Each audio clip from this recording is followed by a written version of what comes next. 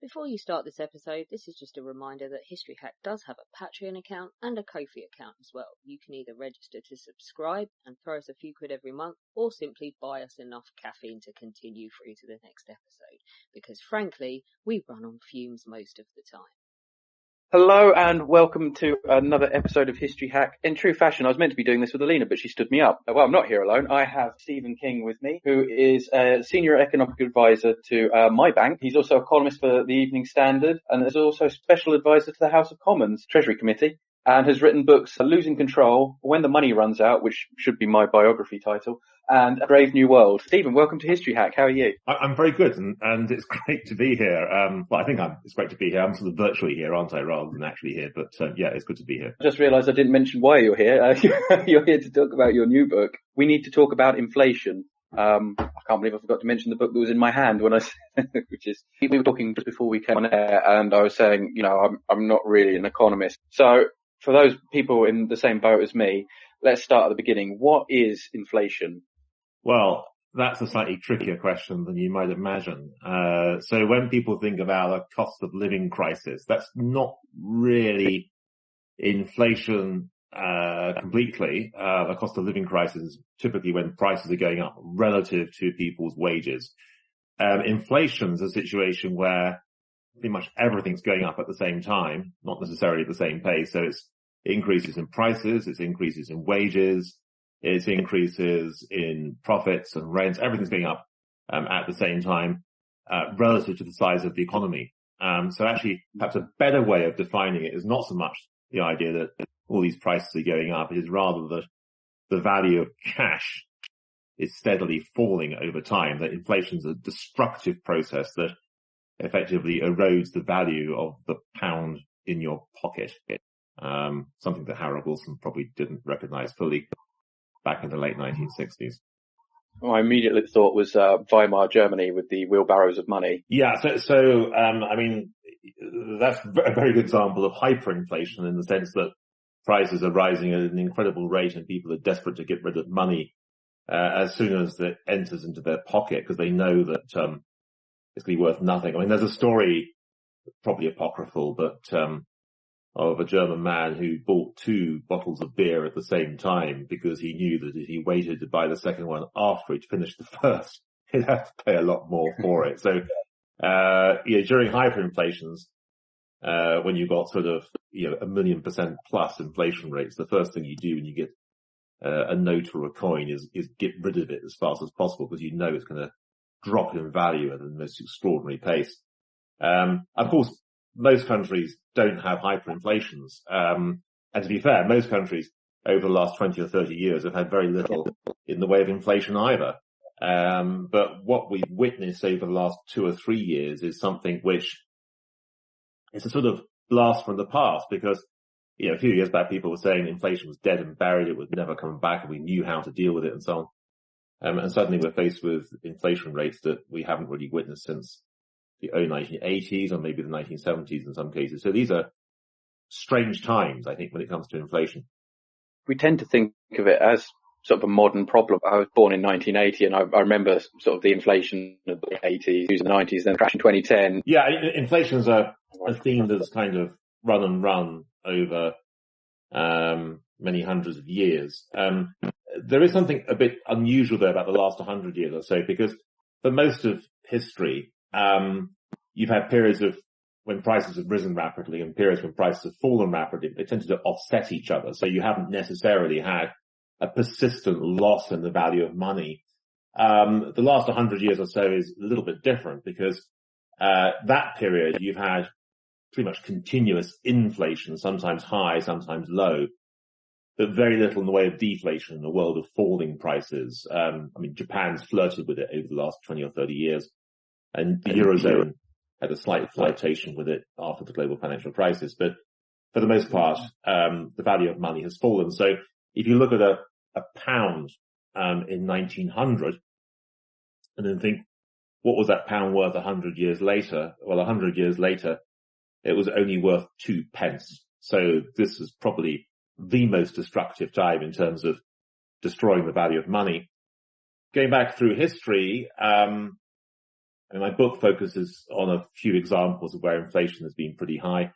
The Roman period between birth of Christ, I suppose, and about 300 AD, there was a lot of inflation. The price level, I mean, this is all guesswork, of course, because we don't have much information, but it looks as though the price level back then over those 300 years rose by about 20,000%.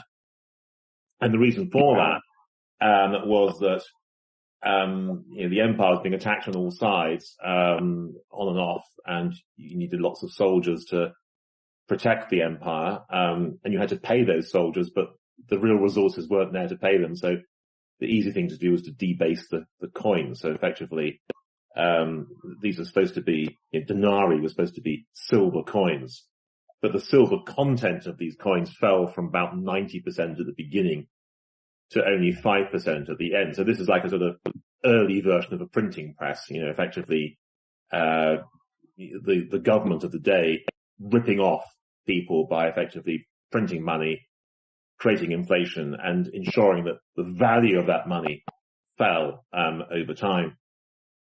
And then a second big example historically, which certainly involves something similar, although not quite the same, is the so-called price revolution of the 16th century feeding through into the early 17th century as well. And that's really associated with the Spanish having sailed across to the Americas, having fortuitously discovered a mountain in Bolivia that happened to be mostly made of silver. And having sort of dug out large amounts of silver and then shipped it across the Atlantic back to Spain. Of course, it didn't all get back to Spain because Sir Francis Drake was nicking some of it on the way, but a lot of it got back to Spain, and the Spanish effectively used that silver to buy fripperies, imports from elsewhere in Europe. So effectively the silver supply was rising rapidly in Europe, and in effect the value of silver fell. In other words, that inflation picked up, so prices rose steadily through the course of that long century. Another example is the French Revolution. This is an extraordinary period actually, because you had an incredibly experimental monetary policy, because at the time of the revolution, a lot of people who were slightly frightened of the revolution wanted to get their money offshore as quickly as possible. So this was mostly the form, of course, of gold and silver. So there was a tremendous monetary shortage, and the revolutionaries responded to that by creating a new money, a paper money, in the form of assignats, which were a little bit similar to, I suppose, a collateralized debt obligation during the global financial crisis, because effectively their value was supposed to be linked to the land that had been seized from the Catholic Church during the revolution itself. And the problem with this was that the public didn't really trust this stuff. And in particular, as more and more people printed more and more of this stuff, there was also a lot more counterfeiting coming through. So eventually, there's a loss of trust amongst the public as to what this newfangled money was. It was not so much that there was too much of it printed, although there was a little bit printed, is that people wanted to get rid of it as fast as possible. So, in a sort of technical sense, as economists would call it, say the velocity of circulation of money picked up hugely. So it's changing hands incredibly rapidly, which meant that prices were effectively being bid up. So in general, you tend to find that inflation picks up quite a lot during wartime, and this goes back to the sort of Roman period, that if you're short of resources and you don't really want to raise taxes too far, you don't want to impose tremendous austerity on people, what you do instead is you basically print money. And so you find that through British history, for example, the primary periods where inflation's been unusually high are associated typically with big increases in government debt and also wartime. So during the Napoleonic period, you get a lot of inflation coming through. There's a lot of inflation during the First World War, and a lot of inflation during the Second World War, although of course during the Second World War there's an attempt to try to repress that inflation through rationing. But broadly speaking, there's lots of examples of where inflation has come along, and in some cases it's proved to be highly destructive. Yeah, going back to my A-levels, which were too long ago, I did Russian history, and there was this Russian government's attempt in 1917 to try and stop inflation by mass printing money. And again, that led to hyperinflation as well. And I think from French Revolution as well, the poor, when they started handing out paper money, people didn't want to start using it because they preferred money which had a value when they looked at it, rather than like a promissory note saying this is worth this many francs. That's right. I mean, through much of human history, it is precisely the idea that money is precious and represented with precious metal and maybe a monarch's head stamped onto the coin that sort of tells people that this is stuff that they can keep and it's going to be absolutely fine. Paper money in the form that we have it today, and probably even more so electronic money, which is what most of us use most of the time these days, is very much a story that emerges really with the sort of collapse of the gold standard in the 1930s. I mean, up until then, you could go along with your £20 note and pop down to the Bank of England and swap it for a lump of gold. It would be probably quite a small lump of gold, but you could do it. The promise was there to be able to swap your paper money into gold. And when Britain came off the gold standard in the early 1930s, that link was broken and it's never really returned. I mean, there was a slight return in terms of US dollars vis-a-vis gold under the Bretton Woods system, from the late 1940s through to the early 1970s. But for the most part, we've got used to the idea over the last 100 years that money doesn't have to be of any value apart from the fact that it has value because we all trust it and know that we're all prepared to accept that money from somebody else. So as long as it's acceptable, it has value, even though its intrinsic value is effectively zero. I'd not realised that with the coming off the gold standard that money wasn't linked to gold anymore. So yeah, it is very promissory that this £20 note is worth £20 because it's quite arbitrary. Well, it's arbitrary apart from the fact that ever since we came off the gold standard, there's been an attempt to come up with some other system to give people the confidence that money is not going to lose value. So under Bretton Woods, under that system, as I say, which emerged in the late 1940s, in effect, all other currencies were supposedly tethered to the dollar, the US dollar, and the US dollar at the same time was supposedly tethered to gold. And then Nixon broke that link in the early 70s, partly because inflation was building in the US. In other words, there was pressure for the dollar to fall in value against gold, and partly because, of course, the US was funding a rather expensive war in Vietnam, which also added to inflationary pressures that were not really consistent with the dollar remaining on the gold standard. And then you had at the beginning of the 1970s the so-called Smithsonian Agreement, which effectively separated the US dollar from gold, and it's never returned. So since the early 70s, you had a series of other experiments to try to persuade people that money's not going to lose value, and that sort of ranges from exchange rate targets through to money supply targets, sort of height of monetarism in the 1980s. And most central banks nowadays have settled on so-called inflation targets. And an inflation target is really no more than a sort of vague guarantee that money will lose its value only at a preordained and very, very slow rate year by year. So effectively, you've got an inflation target of 2%. That's basically telling you that money will lose its value by about 2% each and every single year. We mentioned the gold standard. I believe that was Churchill, if I remember correctly. Well, Churchill took us back onto the gold standard. The gold standard had been around. It's been a sort of convention of monetary policy and monetary arrangements, particularly in the second half of the 19th century. And then during World War I, countries came off the gold standard because they basically wanted some inflation. They wanted to print money to fund their military expenditures. And then in the 1920s, there was a question as to whether you'd go back on the gold standard at the pre-World War I exchange rate, or whether you would go back with a lower exchange rate. And very simply, the French went back on a lower exchange rate, so they were more competitive than they were previously. And the British, thinking they should be entirely honourable to their foreign creditors and therefore pay them back in full, went back on the gold standard at the pre-First World War exchange rate. Basically meant that prices and wages in the UK were too high relative to prices and wages everywhere else, which of course prompted John Maynard Keynes to describe the gold standard as a sort of barbarous relic. He was, absolutely sort of vociferous in criticizing Churchill's decision. I think, to be fair, I think Churchill himself recognized it was a pretty rubbish decision. But the implication was that if your prices and wages are too high compared with everybody else and you're absolutely committed to the gold standard, the only way you can become competitive is to drive your prices and wages down domestically. Effectively, the relationship between the exchange rate and domestic prices and wages is a little bit similar to the relationship between the piano and the piano stool. If you have an exchange rate devaluation, it's like pushing the piano stool towards the piano.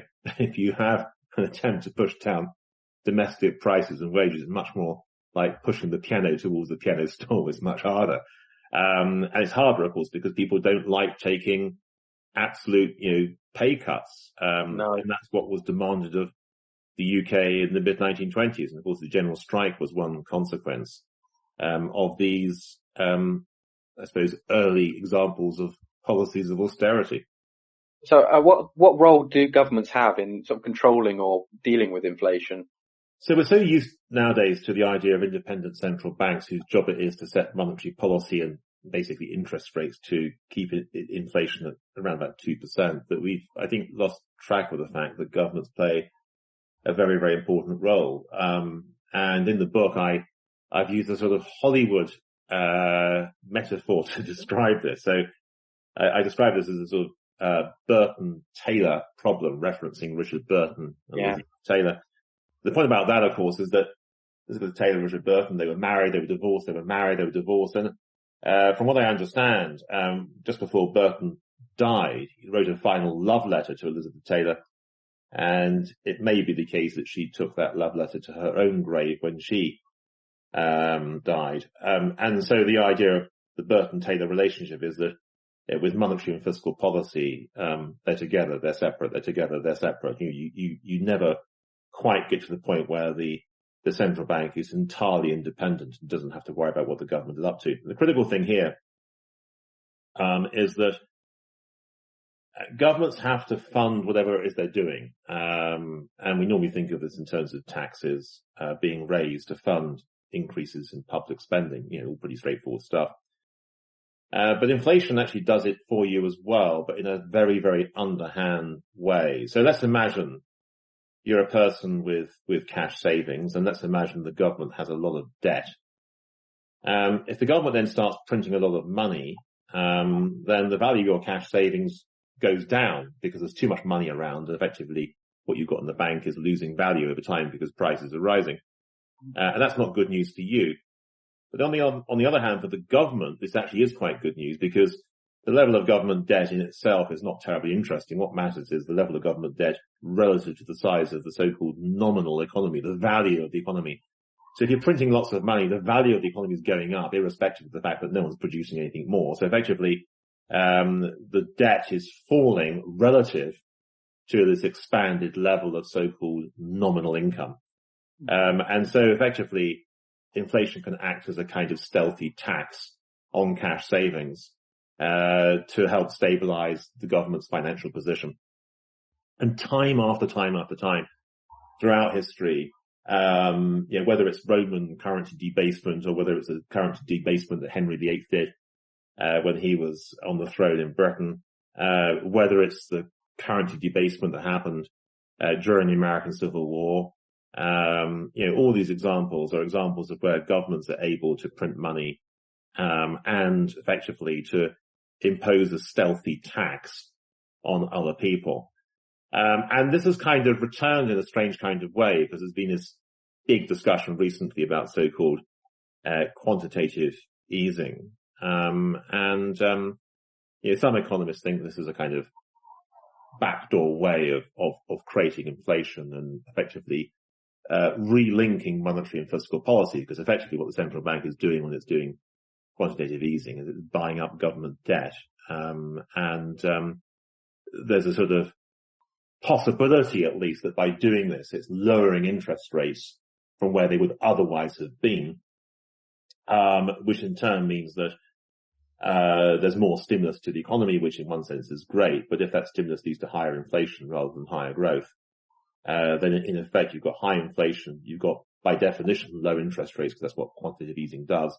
So if interest rates are low, inflation is high, then actually your return on your savings is lower than you'd like it to be. In other words, your interest rate is lower than the inflation rate, and basically you're therefore losing money over a period of time.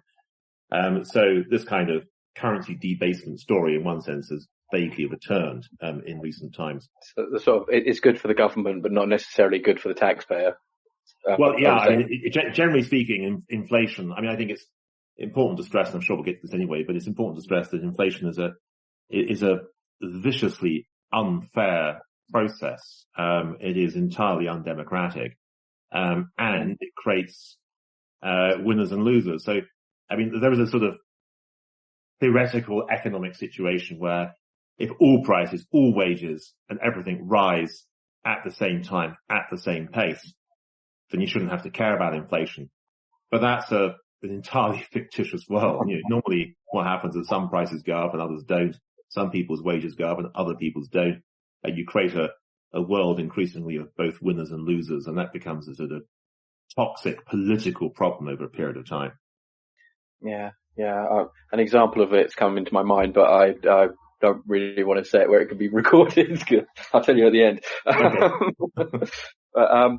So, what is the case for resisting inflationary temptations?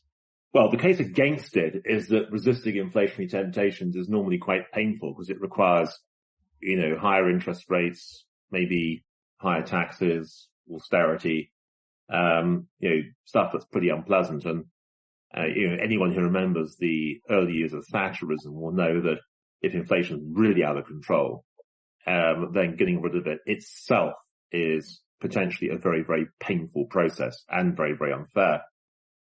However, if you don't get rid of it, you tend to discover that the impact on the economy over time gets more and more damaging. So, one problem with inflation is that you can't really tell what the true value of anything is because you're never quite sure whether a price has gone up because it reflects a shortage of that particular good, or whether the price has gone up because it's a reflection of a broader inflationary problem.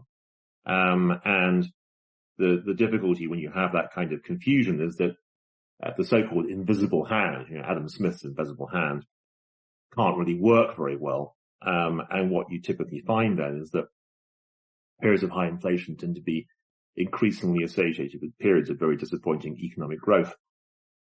In other words, that living standards don't rise as quickly.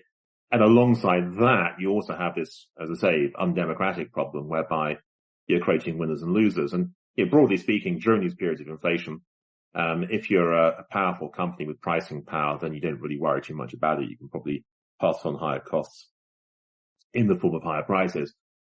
Similarly, if you happen to be a member of a powerful union, and to be fair, there are fewer of them now than there were back in the 1970s, you might well find that you can negotiate a decent pay settlement for your members and get some compensation for the increase in inflation.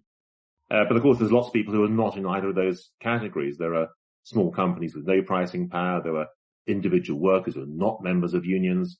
There are pensioners with savings who will discover that their savings are in danger of being wiped out through inflation. That was certainly a big theme during the course of the 1970s. And moreover, even as cash savers are losing out during a period of inflation, those who've borrowed a lot typically can do quite well. So, I mean, there's a very good example here of people who bought houses and properties in the 1970s. They did very well out of it because typically the inflation meant that the value of the house went up over time. But also because the inflation was lifting these people's wages over time, of course, it meant that their wages were rising relative to the mortgage that they'd taken out in the first place. So it was a huge windfall gain for this group in society over that period of time. So you had pensioners doing badly and maybe some of these first-time buyers being bailed out very nicely. So the issue with inflation ultimately is that once you allow it to become established, it really, I think, becomes a sort of toxic process that damages society, builds up high levels of mistrust, and can lead to, I suppose, a sort of increasing mistrust of the political apparatus that exists. And I think there's a lot of that in evidence during, for example, the 1970s. Had quite to do with the fall of the Labour government, Callaghan's government, didn't it? Well, that was particularly interesting period because, to be fair, I mean, Wilson and Callaghan had tried to do something about inflation, but I think they kind of reached the wrong diagnosis to a certain degree. But I think they were partly hamstrung by the fact that the party itself was so split as to what to do. But in the mid-70s, there was a series of experiments with incomes policies and prices policies that frankly didn't work very well because there was, I mean, this makes me sound like a monetarist, but there was effectively too much money chasing too few goods, and it doesn't really matter what you did in terms of price and wage controls, you still weren't really going to control inflation. Dennis Healey, as Chancellor of the Exchequer, in one sense, I think regarded the IMF's arrival to bail out the UK in 1976 I think he described it once as a Pyrrhic defeat. And, I think his point was that, the IMF was very, very useful in coming in. It might have been a humiliation at the time, but it effectively allowed Healey to impose the monetary and financial discipline that he'd always wanted to impose, but has been unable to persuade his cabinet to put up with it. So the IMF stepping in and providing a bailout and making that bailout conditional, actually changed things quite a lot. But yeah, I mean, the problem, I suppose, by the time you get to sort of late 1978, is that these incomes and prices policies not working terribly well. Inflation's going back up again. The government has a guideline for public sector pay, which is effectively saying that pay shouldn't be going up any more than 5% a year. And then Ford workers managed to negotiate a pay increase of 17%. Wow. At that point, everything kicks off because, this issue with inflation is one of unfairness. And, if you see your next door neighbor who happens to work for Ford is getting a 17% pay increase and you're working in the public sector and getting a 5% pay increase, you might be thinking to yourself, this doesn't sound ideal. And of course, this led to the so-called winter of discontent, when, lots and lots of particularly public sector workers, withdrew their labour in the bid to try to negotiate, significant compensation for higher inflation. And this, of course, was a disaster for Callaghan because he had been ahead in the opinion polls in late 1978. But by May 79, when the election came along, it was a bit of a disaster. Of course, Thatcher won a thumping victory. The same sort of thing happened in a way towards 2010 with a crash of the IMF. Labour they were losing ground anyway, but the financial policies were just not considered to be, were not really backed by the public, and it caused quite a bit of a problem for them. So this is an example, actually, oddly enough, of where inflation itself wasn't much of a problem, but there was a huge amount of financial instability. Whether Gordon Brown should be blamed in any significant way for what happened is debatable, I think. But it is the case that the public hope to see some level of economic stability, and if there isn't economic stability, then it's the government of the day that typically is blamed. Actually, just as an aside, this is an interesting question for central banks today because they're the ones who are on the hook for trying to control inflation. And if they fail, of course, it's the politicians who'll be on the hook if it goes wrong. So I sort of vaguely wonder whether the days of independent central banking where we worship our central bankers as being so wise and so clever, whether those days are numbered, because technocratic people whose job it is or they discover their job is to throw the economy into recession to try to get inflation under control. That's not a great position to be in because you can't really demonstrate any kind of political legitimacy for those kinds of very, very tough choices. 13 years on, I do think Gordon Brown took a lot of unnecessary blame for it. But, as you said, when you're the figurehead, you're the one that gets blamed.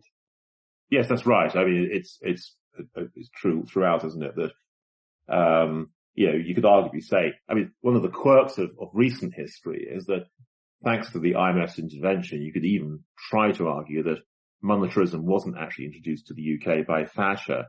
it was already there. It was introduced by Callahan and Healy in the late 1970s.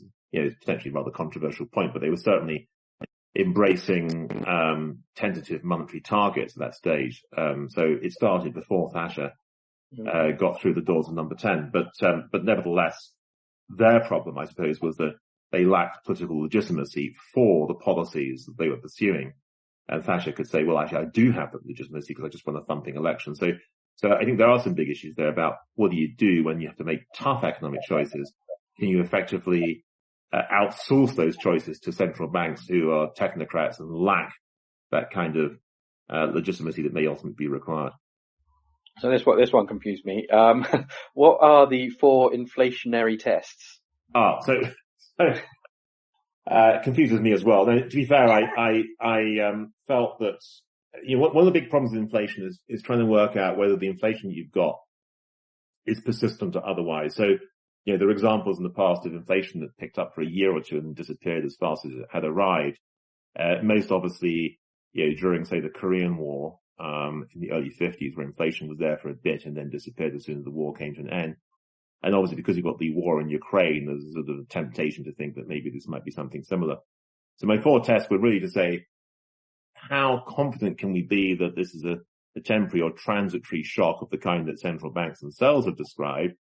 And to what extent might it be something that's more persistent? So my tests are designed to not give an absolutely compelling answer, but they're designed to sort of think about the question in a slightly different way from the sort of standard economic models that people use. So my first test is there a bias amongst policymakers to create inflation? You might think this is a very peculiar situation to be in, but you've got to bear in mind that over the last 20 or 30 years, people have been mostly worried about a sort of Japanification of the developed Western economies. In other words, slow growth, deflation, well, of falling prices, falling asset prices, everything that feels to the Western mind, I suppose, fairly miserable economically. And so effectively, policymakers have put all their chips on deflationary red. We must battle against deflation. And I think it got to the point where they just couldn't even imagine that inflation itself could return. So when it did return, there was almost like a lack of intellectual capacity to examine what was going on and why it was going on. And I would suggest that the fact that central banks stuck to quantitative easing, for example, for such a long period of time, when it's supposed to be a purely short-lived experimental policy just after the global financial crisis, tells you quite a lot about the fact that they sensed that deflation was the only game in town. So the bias against fighting deflation, if you like, the bias to deal with deflation, I think meant that they took their eye off the ball when it came to inflation. The second test is really old-fashioned one. It goes back to Roman times, and it sort of continues throughout history, which is there evidence of excessive monetary expansion, whether that's coin clipping or currency debasement or actual printing of money or doing weird stuff with QE? Is there evidence perhaps that there's been a monetary expansion that might eventually blow up in the form of rapidly increasing prices? And what is striking, not just about the UK, but the US, the Eurozone, in 2020, a lot of extra money was printed. And it was almost like a global phenomenon. At the time, of course, it was done because people were terrified about another Great Depression. But as it turned out, there was no Great Depression. There were no multiple bank failures. There was no mass bankruptcies. There was no mass unemployment. There was no collapse in asset prices. All these things didn't happen this time around. And yet the money was still sloshing around. So when lockdowns came to an end, what it basically meant was that there was an awful lot of money chasing relatively few goods. And that, I think, did give rise to some of the inflation that we've seen. And I think that even now there's a kind of monetary overhang in the sense that people still have more money than you might expect stashed away in the form of higher value financial assets, or in some cases, slightly more sort of robust bank balances than might have expected. So that spending might still be there. So this is my second test. The third test is a sort of test of complacency. When you see inflation rising, is your instinct to say it's all just external shocks, it's stuff that we can do nothing about, and actually we're confident that things won't be bad in a couple of years' time, so therefore we're just going to broadly ignore it? And I think there's a lot of evidence of complacency over the last 2 or 3 years. And even now, there's a tendency to say that it's all just external shocks. And there's actually a quote in the book, which I've used on quite a few occasions. I've read it out and said, well, who do you think said this? And it basically says something along the lines of, the increase in prices that's coming through as a consequence of cost and price increases from abroad over which we have no control. And you ask people who said that, and typical answers are Andrew Bailey, the Governor of Bank of England, or Jerome Powell, the chair of the Fed, or Christine Lagarde, the president of the ECB. But the actual words came from Anthony Barber, who was the Chancellor of the Exchequer in the early 1970s. He said this actually in February 1974, just before he and the Tories were booted out of office.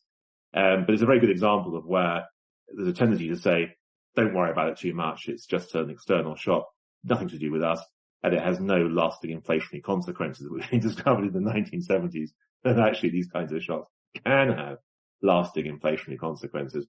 And my final test is really, has there been a persistent negative supply side shock? In other words, have economies lost the capacity to grow at the pace they were growing previously? And does that mean that if we try to keep growing at the previous pace, we just end up bidding prices up and end up with more inflation than we had previously? And this is partly a story about the reversal of globalization. You might say that's been sped up temporarily because of the pandemic. It probably has been. But the sort of hyper-globalization of the 1990s and the period before the global financial crisis, I think that's over. And it's over partly because there are more controls on the movement of capital across borders than there once was. But most importantly, it's over because, of course, relations between the US and China have significantly deteriorated. So that kind of, Francis Fukuyama end of history claim, now looks increasingly odd. The belief in a sort of one big global happy family of like-minded countries with similar political systems, that clearly has gone. And so you haven't got the same kind of economic globalization that we had once enjoyed, if that's the right word to use. Yeah. My mind immediately turned to the Japanese Pan-Asian co-prosperity sphere. Their idea of bringing everyone into a global economy in Southeast Asia, as long as they were the ones that made all the money. Yeah, I mean, there are actually, the great thing about the World Trade Organization was the idea you have common rules for everybody, but we've basically splintered off into regional trading blocks over the last 15 years or so, and the idea of, as I say, one big global happy family doesn't really work anymore. Of course, one unusually splintered regional trading bloc is called the United Kingdom, because we left the EU, but there are, peculiarities now that are not what people would have expected, I would say, 15, 20 years ago. We've sort of touched on it already, but we are living in quite an economically unstable time at the moment. Why has inflation come back in a vengeance now? So the obvious explanations are the pandemic, and also the war in Ukraine and the impact that's had on energy prices and food prices. I want to say they're obvious. They're also easy explanations. My 4 tests basically suggest it's not just those factors. It's other stuff going on as well, where we perhaps tolerated too much inflation compared with the recent past. And importantly, I think that central banks have begun to believe in their own propaganda. They've got to the point of saying, well, so long as we promise to hit 2% in 2 years' time, and so long as the public believe us and the public believe we've got the tools to do it, that the public will believe we get there and everything's going to be absolutely fine and dandy. And well, that's fine, apart from the fact that we know, actually, oddly enough, from revolutionary France, that if you do strange stuff with monetary policy, then the public can lose their trust in you. And one of the dangers of all this is that, imagine that the public have a choice between 2 rules of thumb. And rules of thumb in economics are probably more important than most economists would accept. The first rule of thumb is the central bank tells us that inflation will be at 2%. Their record so far has been pretty good. Therefore, my rule of thumb is they'll continue to achieve 2%. That's quite a nice rule from the central banker's point of view. If the public's rule of thumb says, or changes to, the central bank promised us 2%, we've actually got 10%. They're talking nonsense. I'm no longer going to believe what the central bank says. I will focus my beliefs on where inflation is today. That's a completely different rule of thumb. It might be a reasonable rule of thumb, but it has very profound implications for where inflation settles down. And it also has profound implications for how hard you have to work, how much monetary heavy lifting you have to do to get inflation back under control. So this is, I think, a key point.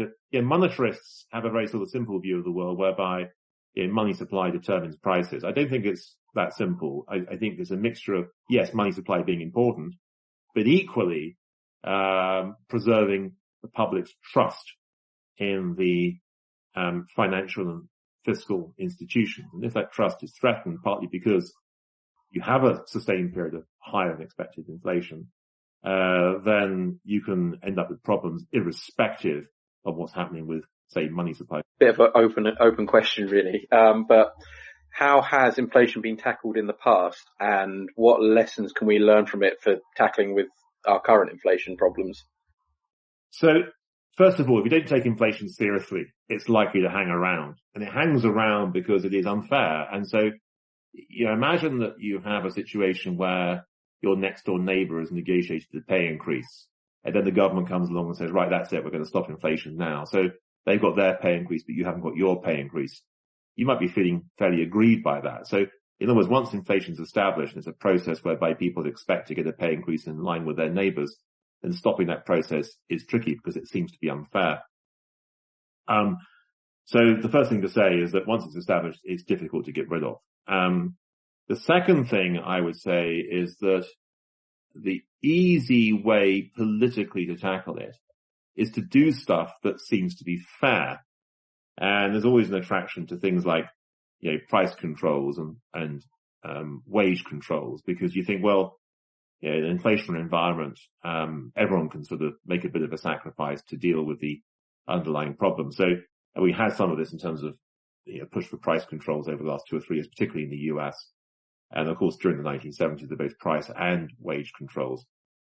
The problem with it is that this sort of thing doesn't work very well, because if, again, the underlying problem is too much money chasing too few goods, then what you tend to find is that some costs are under control, but at the same time that prices still carry on rising quite quickly. So if you look at what the Harold Wilson government did in the 1970s, there was an attempt to be fair, and certainly wages were repressed to a significant degree. But all that happened was that prices kept rising anyway. So it was seen to be unfair, and eventually, wages tipped over again. So, that was a sort of fairly big problem. And the lesson really is, if you really want to tackle inflation, you're serious about it, you probably have to change monetary conditions in some way. You have to raise interest rates. You have to make things more painful than you ideally want them to be. But you have to show that you're serious about bringing inflation under control. And the person who talked about this, and I think described it rather nicely, was Paul Volcker, who was the chairman of the Fed from the late 1970s through to the mid 1980s. And he's seen by many people as being the sort of all-conquering hero of inflation, first of all in the US and by implication in countries elsewhere in the world. But he himself admitted that one reason why he was successful was that he arrived at the right time. And what he was trying to say was that the politics of inflation in the early 1970s were not amenable to dealing with it. And the reason for that was that in the early 70s, inflation was seen to be a consequence of external shocks and nothing else. And that, monetary and fiscal policy should be aimed at trying to deal with unemployment. And so the assumption was that inflation would simply go away, and that wasn't right. It just persisted. So it wasn't really until the late 1970s that people began to think maybe conquering inflation is a necessary condition of them being able to tackle these other economic objectives in terms of, say, unemployment or economic growth. But it took a lot of pain to reach that political conclusion. And so even if I'm right in suggesting that, raising interest rates and making life painful in the short run is ultimately the right thing to do, persuading people generally that this is the right thing to do. It is itself tricky. It wouldn't surprise me over the next few years that we have a situation where inflation is tolerated more than perhaps it should be, because the near-term pain of tackling it is actually pretty high. And you'd rather avoid that. So instead, you'd rather pretend that inflation is just a series of unlucky, unfortunate events. It'll simply go away. But the lesson from the 1970s is that if you don't try and tackle it, it probably won't go away. So interestingly, in the mid-1970s, you had, obviously you had the big oil shock in 73 that everyone knows about. But the Germans and the British responded completely different to the oil shock. The Germans saw it as an inflation problem and kept policies quite tight and defeated inflation relatively quickly. The British saw it as an unemployment problem, so kept policies quite loose and simply allowed inflation to pick up. So, in the mid-1970s, German inflation was well behaved. British inflation was absolutely not well behaved. It was a disaster. It's probably a really slow analogy, but it's like pulling a plaster off. It's going to hurt, but if you do it, everything's going to be all right. If you leave it, it's going to fester. Yes, that's a particularly unpleasant analogy. but yes, I mean, it was a bit like sort of, trying to deal with the symptoms of an illness without actually tackling the illness itself. You can do stuff that, will cover things up for a bit, but, the illness will progress regardless. So you got to tackle the illness itself. So it's like taking painkillers to solve a problem that is deeper than just a problem of temporary pain. But as I say, you need to have a sort of political acceptance of this. And this is not a left versus right debate. It's a debate about understanding the longer term consequences of persistent inflation, recognizing that itself it's a problem, and weighing that up against the near term losses associated with tackling inflation. In other words, people have to understand that inflation itself is a problem. And I think it takes a while for that to creep into the national consciousness.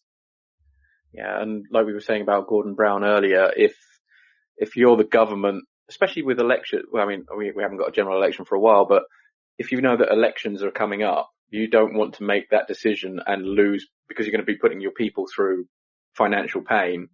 Correct. You don't want to do that and lose potential votes. Correct. And so there is that kind of, we don't want to do anything too unpopular. Yeah, I mean, the point with independent central banks was the idea they could sort of rise above the political fray. They could get on with doing their job and not worry about the electoral timetable. But in truth, most central banks have not really had to tackle high inflation. Inflation was on its way down, or had already reached rock bottom when they were made independent. The Bank of England was made independent in 1997, by which time inflation was already under control. So what we haven't seen for the Bank of England, for example, is a situation where it is forced to tackle high inflation as opposed to maintain low inflation, and whether it really has that political legitimacy to make tough decisions that we've seen from politicians in the past, but which are now apparently in the Bank of England's own remit. And that, I think, is going to be an interesting issue for the next few years. Yeah, be interesting to see where the current government go with it. Yeah. I obviously the government's noises have been to say, well, look, we want to get inflation down, but if you look at Rishi Sunak's sort of pledges from earlier in the year, it's to halve inflation. Well, inflation's at 10 currently as we speak. Halving it takes it to 5, but the target from Bank of England is supposed to be at 2. So it's not a huge ambition. And it isn't really consistent with the sort of price stability that the bank itself is supposed to be delivering. No, I guess we'll just have to wait and see what they come up with. Yeah. Stephen, this has been really interesting. Thank you very much for coming on. Would you just mind reminding everyone the title of your book and where they can get it from? Yes, of course. So it's called We Need to Talk About Inflation. The subtitle is 14 Urgent Lessons from the Last 2,000 Years, and I believe it's available certainly at all good online booksellers, and it should be available in all good high street booksellers as well. And we'll try and get it onto our History Hack bookshop on bookshop.org. That way, a podcast gets a tiny slice of the money, and you get a larger slice of the money than if it went through a popular rainforest named website. That sounds marvellous. I'm happy with that.